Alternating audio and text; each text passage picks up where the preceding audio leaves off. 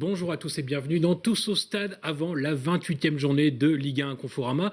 Le Stade brestois qui se déplace à Reims. Ce sera samedi soir 20h. Tout de suite, je vous propose le sommaire de cette émission en images. Dans un premier temps, nous reviendrons sur la série du Stade brestois depuis janvier et notamment ce dernier match à domicile contre Angers. Cette défaite, on verra les conséquences et notamment on voit ici les joueurs brestois. Comment ont-ils réagi? Comment vont-ils réagir ce week-end avant les autres matchs du mois de mars et notamment le prochain donc contre Reims? Un bon souvenir du match aller puisque les Brestois l'avaient emporté difficilement lors de la 3e journée. Bonjour Jackie. Bonjour Anthony. Alors nous, on résiste pour l'instant au virus, hein. On est là, on est présent. Oui, avec le vent qu'il y avait à Leblay, je ne suis pas sûr que le virus ait pu bien circuler. Ça veut dire qu'il y avait un vent glacial comme on en a rarement eu.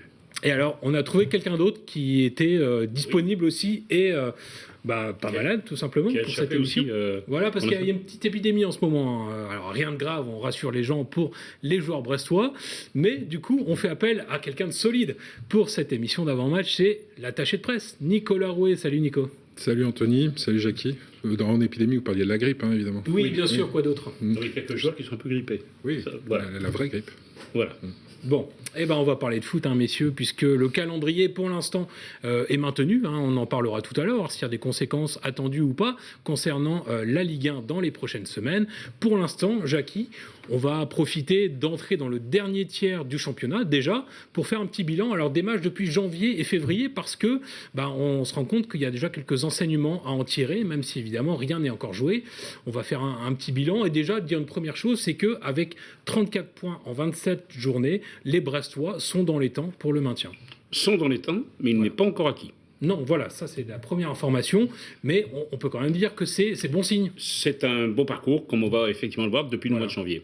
Est-ce que, Nico, tu confirmes aussi cette impression positive qu'on a pour l'instant sur le Stade brestois pour son retour en Ligue 1 cette saison? Oui, je peux comprendre après que les gens vont peut-être montrer un peu d'impatience parce qu'on aime tous quand c'est validé officiellement et qu'on sait qu'on repart pour une saison minimum. Et donc effectivement, là il va peut-être falloir attendre un mois et demi, peut-être 2 mois, j'en sais rien. Mais on est totalement dans les temps. On a peut-être un an d'avance, un an de retard plutôt, parce que l'année dernière, avec ce total-là, on aurait été maintenu haut la main.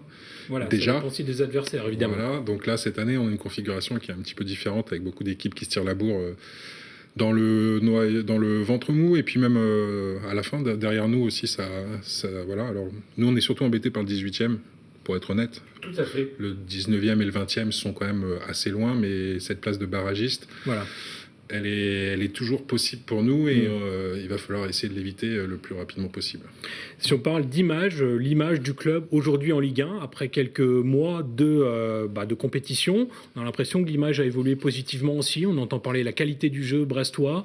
Est-ce que toi aussi tu perçois cette image dans les médias locaux, nationaux, sur le Stade brestois? Et ça aussi c'est positif parce que c'est-à-dire que Brest a les leviers nécessaires pour se maintenir. Voilà, alors il y a beaucoup de monde qui se posait la question de savoir ce que pouvait donner Brest en Ligue 1. L'arrivée d'Olivier Dalloglio en a rassuré beaucoup, pour ceux qui étaient inquiets. Il a une très très bonne image en Ligue 1, un entraîneur capable avec des effectifs qui ne sont pas pléthoriques et sans vraie star de faire quelque chose et de faire du vrai football. Et puis on note qu'au fur et à mesure, quand on va en déplacement, quand on rencontre les journalistes par exemple des autres clubs, les observateurs, beaucoup n'avaient pas vu Brest encore cette saison, et au fur et à mesure ils commencent à les voir sous leurs yeux et puis ils disent ah mais en fait ça joue bien cette équipe là. Donc il y a peut-être une image au début qui est un petit peu faussée, un promu qui va bétonner ou quelque chose comme ça. Et je prends le dernier déplacement qu'on a fait à Nice où les supporters niçois étaient vraiment dithyrambiques. Ils ont dit mais c'est une super équipe en fait, ça joue très bien au foot, on a vu un très bon match.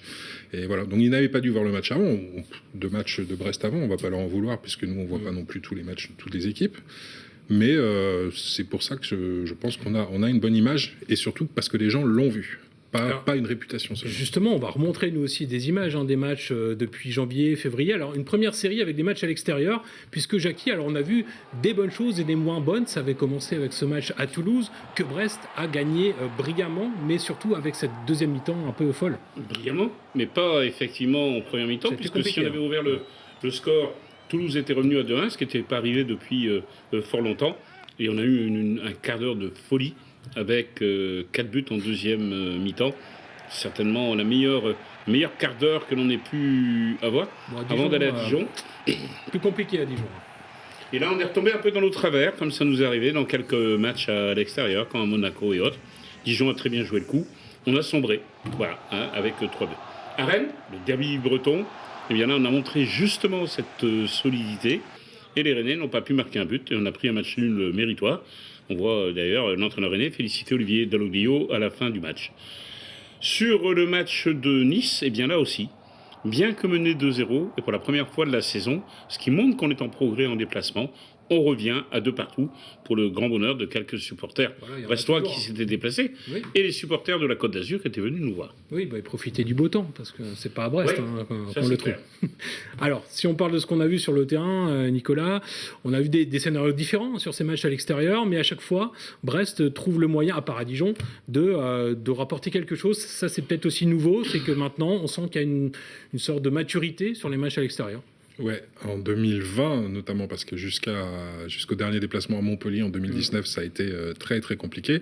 Et en 2020, effectivement, on note vraiment un vrai progrès, excepté le match de Dijon, qui on va considérer comme un accident. Mais on a vu beaucoup plus de solidité, on a vu beaucoup plus de mental, et on a vu des joueurs qui n'étaient pas impressionnés. Alors ça peut leur arriver quand même de rater leur début de match comme à Nice. Mais bon, en même temps, moi on dit qu'il est raté, mais bon, il est raté parce que t'es mené 2-0, mais sur le contenu, c'était pas vraiment non plus catastrophique. On n'avait pas été débordé dans tous les sens. Et à l'inverse, à Nice, on est mené 2-0 et on vient 2-2.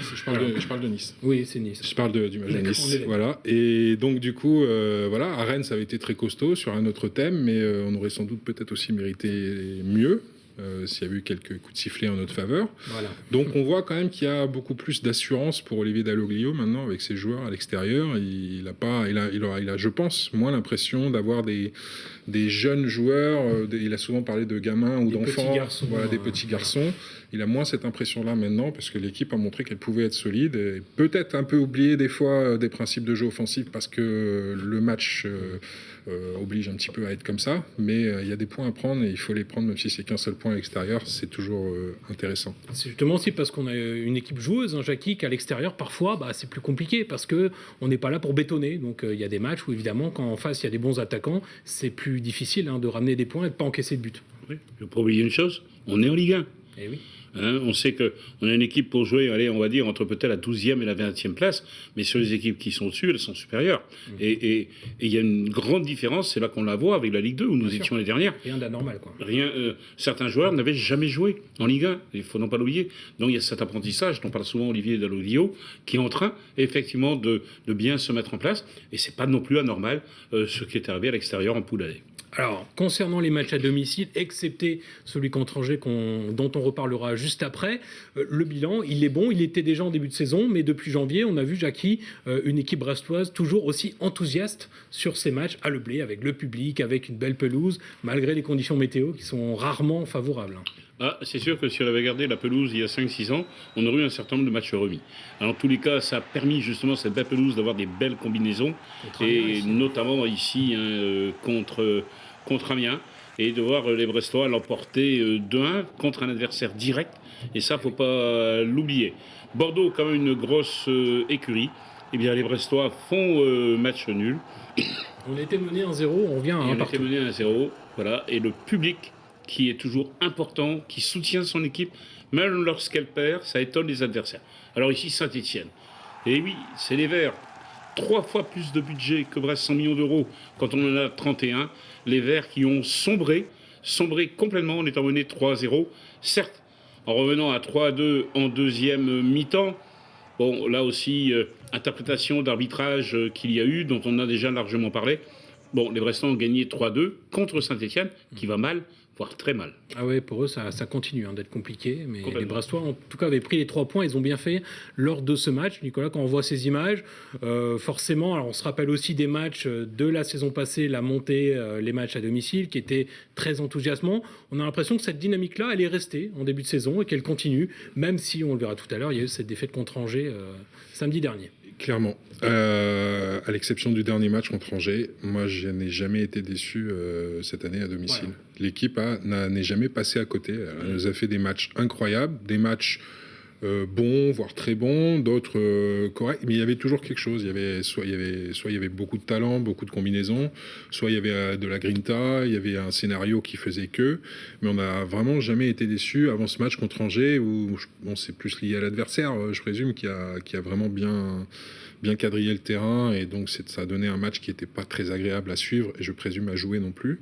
On va revoir d'ailleurs quelques images de ce match contre Angers pour bien se remémorer tout ça.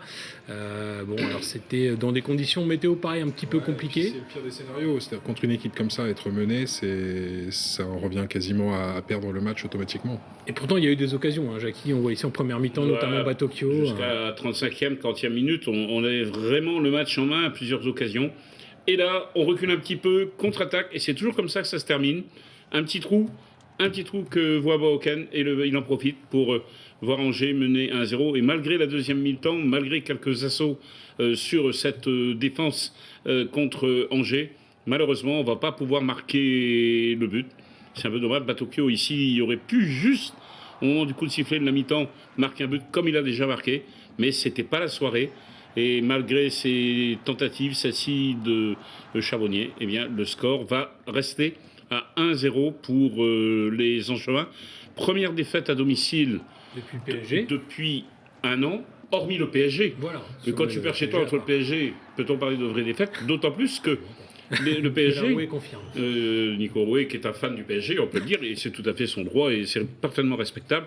Mais c'est vrai que quand on a vu Thomas Tourelle à la fin du match sauter de son banc, aller embrasser ses joueurs, on s'est dit qu'on avait dû réaliser quand même une performance, puisqu'il a souligné, on est la seule équipe à avoir gagné à Brest.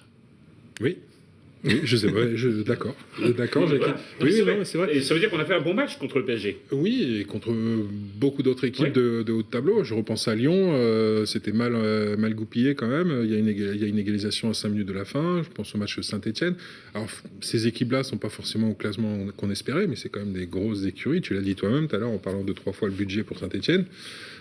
Donc moi, Bordeaux, il y a eu beaucoup de niaque pour revenir au score aussi. Franchement, à domicile, je trouve que... Et le public s'y trompe pas, d'ailleurs, c'est quasiment plein tout le temps. Donc, ça veut bien dire ce que ça veut dire. Et ils viennent pas juste pour faire plaisir. Et vu les conditions météo de ces 3-4 derniers matchs... C'est parce qu'ils prennent du plaisir qu'ils viennent voir l'équipe et l'encourager. Oui. Et puis, si on est tout à fait honnête, si on se rappelle du match aller à Angers, c'était un petit hold-up des Brestois. C'est ce que nous a dit Romain Thomas. Voilà. On vous a repris de malchance, ce qu'on vous avait donné au match aller. Donc, voilà, comme quoi, ça peut arriver aussi à plein d'équipes, dont Brest, à domicile.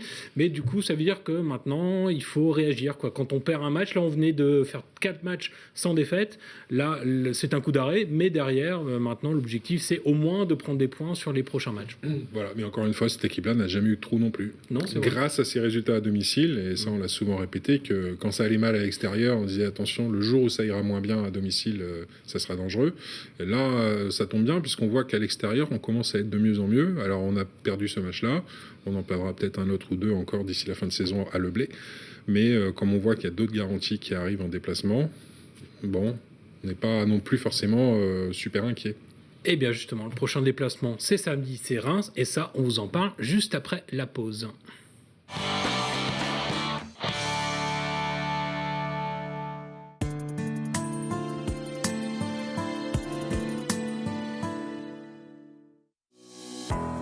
Atlantique Distribution Automatique vous propose une large gamme de produits de grande marque et de qualité avec une offre complète de distributeurs, de fontaines à eau et de machines à café.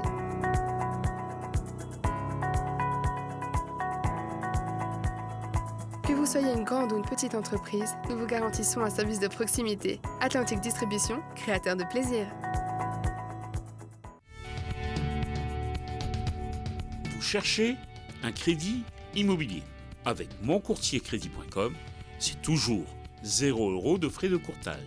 Les meilleurs taux du marché? Une réponse sous 48 heures.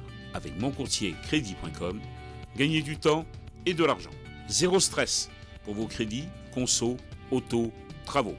Contactez-nous dans une de nos 7 agences ou en ligne sur notre site.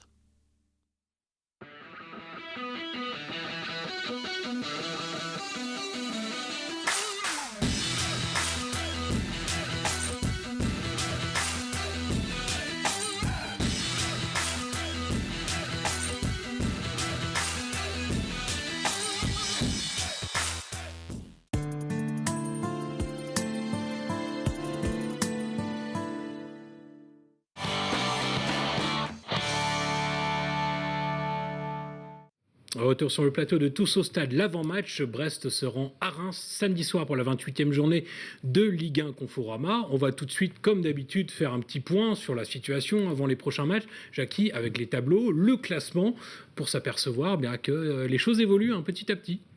Voilà, tout à fait, puisque dans la première partie du classement, on voit Reims qui est avec 38 points. Nice, Strasbourg, bien sûr, il y a la première partie là-haut. On voit Lille qui est 4e. Lille, notre prochain adversaire, à Le Blé, après Reims. Dans la deuxième partie du classement qui nous intéresse, on est 14e. Vous voyez, 34 points. Metz, Saint-Etienne, Dijon et Nîmes qui sont à 27 points. 7 points de nous. Amiens est bien plus loin. Toulouse, je crois, est parti définitivement pour la Ligue 2.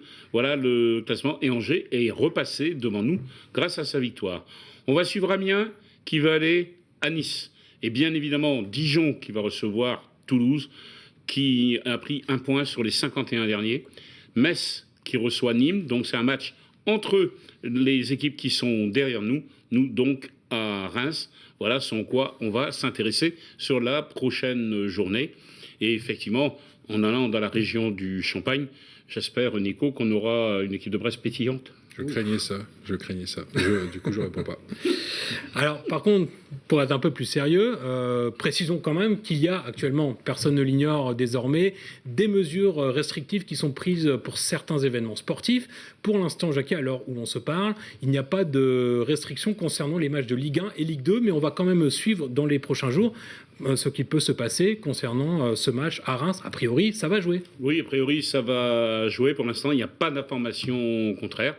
Après, ça peut effectivement évoluer. On sait que c'est les événements au-delà de 5000 personnes et en salle qui sont effectivement aujourd'hui interdits. Mais on voit que d'autres événements qui ont lieu à Brest, championnat d'escrime, judo et autres, qui ont lieu en salle, sont malgré tout annulés.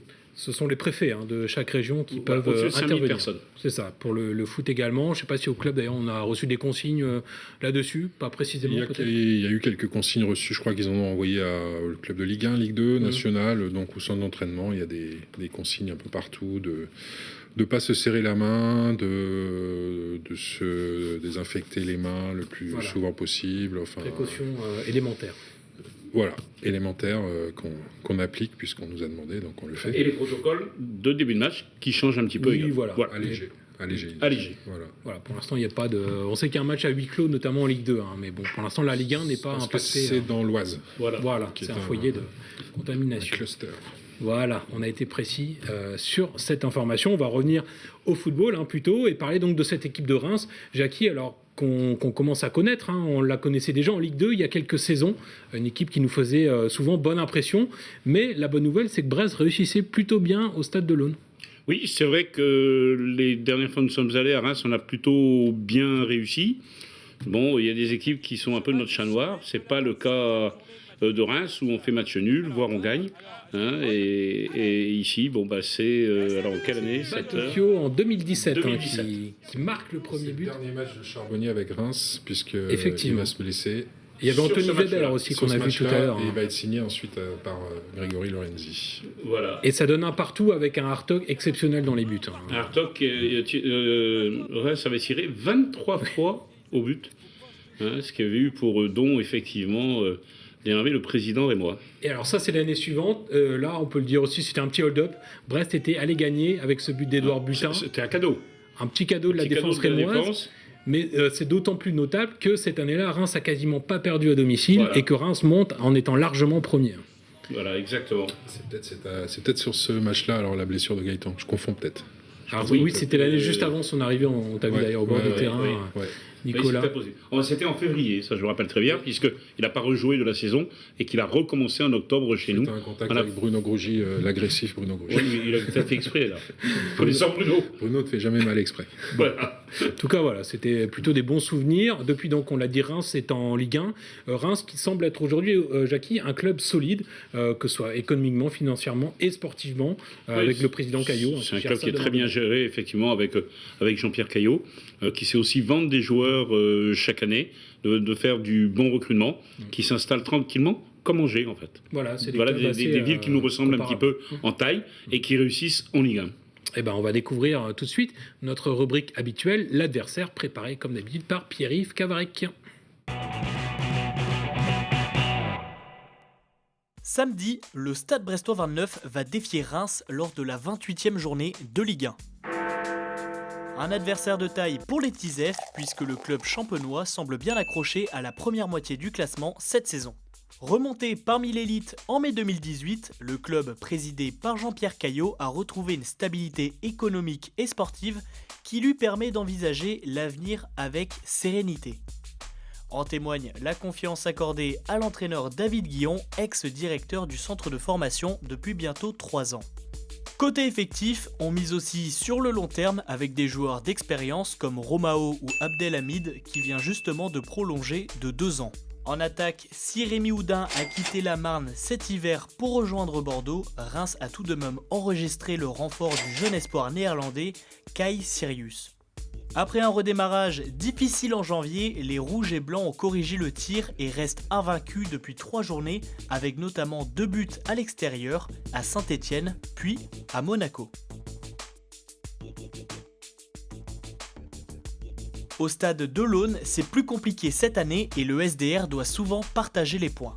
Mais la perspective de prendre une revanche sur Brest, difficile vainqueur au match aller, devrait motiver les joueurs marnais et l'emporter chez eux et ainsi viser les places européennes en fin de saison.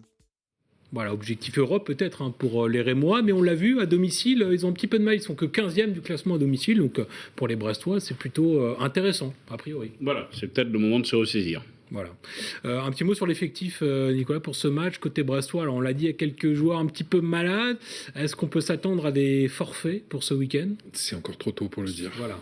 Mais il n'y a pas... Non, il n'y avait pas de... Pas de blessés en tout cas. L'infirmerie est vide. L'infirmerie au niveau blessure est vide. Après, on peut avoir des malades ou des gars qui vont l'être dans les jours à venir. Mais ça fait partie de la saison aussi.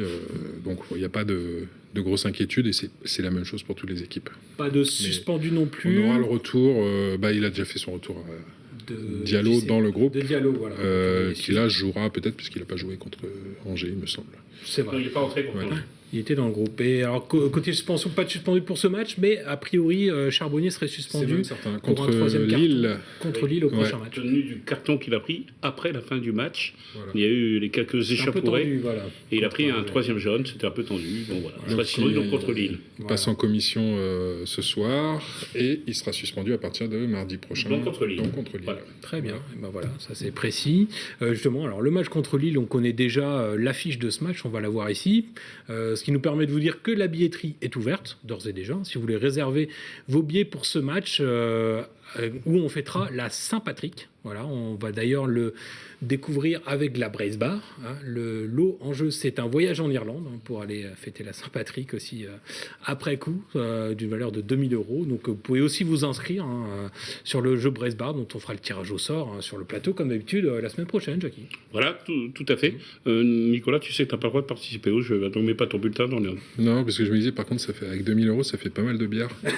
Donc ça pouvait éventuellement m'intéresser ou intéresser des proches, mais bon, je ferai 100. Bon, et puis on le rappelle, il faut quand même toucher la barre transversale. Oui. C'est pas tout de s'inscrire, mais il faut encore gagner le lot. Il essaye des fois après l'entraînement. Il n'y a pas d'image par contre. Sous-entendu scandaleux. Ah bon ? Comme quoi je pourrais pas le faire. On fera une séquence un jour. On fera une séquence un jour. Il n'y a pas de problème. Bon, alors en tout cas, on l'a vu, il y a ce match contre Lille à domicile. Et derrière, Jackie aura un match encore important contre Metz, le 21. Voilà, tout à fait. C'est donc une série de matchs là, pas facile, où on peut prendre des points, mais on peut aussi en perdre. Donc attention. Voilà. Un dernier mot, on profite de ta présence aussi, Nicolas, pour faire un petit clin d'œil au Brest-Bretagne Handball, qui lui est carrément en quart de finale de Ligue des Champions. Félicitations. Avec l'avantage du terrain. Donc ça, ce sera au match retour. Voilà. Ce sera au mois d'avril. Oui, week-end 11 et 12 avril. 11 et 12, ouais, plutôt. On joue contre Monaco, donc il ne faudrait pas que ce soit en même temps, quoi. On va faire en sorte d'éviter la chose. Voilà. Pour le hand, on ne connaît pas encore l'adversaire en quart de finale, on ne le connaîtra que dimanche. Voilà. En tout cas, ça fait beaucoup de bons rendez-vous pour les spectateurs. Quart de finale de la Ligue des Champions. C'est quand même extraordinaire. Là, c'est du lourd. Complètement. Après seulement trois participations. Voilà. Longue vie au BBH en Ligue des Champions. Et au Stade Brestois en Ligue 1. Au Stade Brestois et à tout le sport brestois. Très bien. On va pas s'arrêter là. Bah écoute, après cette conclusion magnifique, on va en rester là, Nico. Pas de problème. Un dernier mot, Jackie? Oui, et bien donc on sera à Reims samedi soir, hein, et on attend ce match quand même avec impatience pour voir comment les Brestois ont réagi après le match contre Angers. Voilà, donc ça c'est rendez-vous samedi soir à Auguste Delaune pour ceux qui peuvent y aller. Sinon, pour revoir tout ça, c'est lundi 12h30 dans Tous au Stade, le match. Ou 20h45 le soir. Et voilà, il y a plusieurs diffusions. Merci Nico, bonne fin de semaine. Oui. Et rendez-vous à Reims alors. Non, ce sera C'est pas mon toi. collègue Florent. Ah non, quand je c'est suis D'accord, encore, il se répartit sur le travail. Il est avec les filles du hand. Ah, c'est pour en ça. Suède avec les filles. D'accord, Je et ben passe bon mon voyage.